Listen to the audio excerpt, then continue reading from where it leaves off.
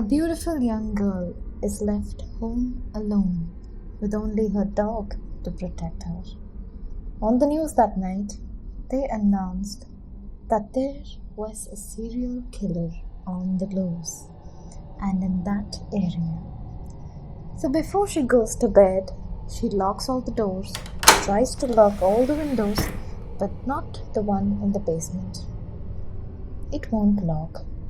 She decides to leave it unlocked, but she locks the basement door and goes to bed.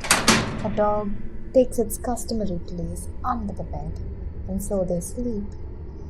In the middle of the night, she awakens to a dripping sound coming from her bathroom.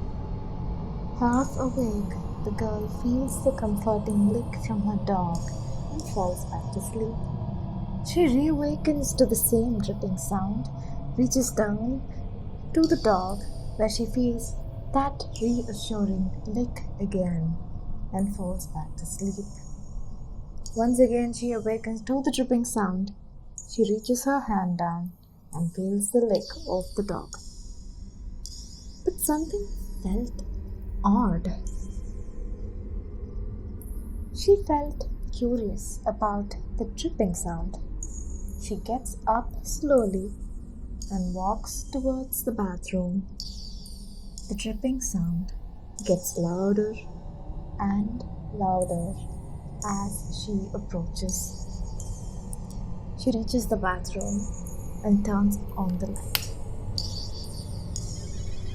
She is greeted by a horrific sight. Hanging from the shower nozzle is her dog with its throat slit open and blood dripping into the bathtub.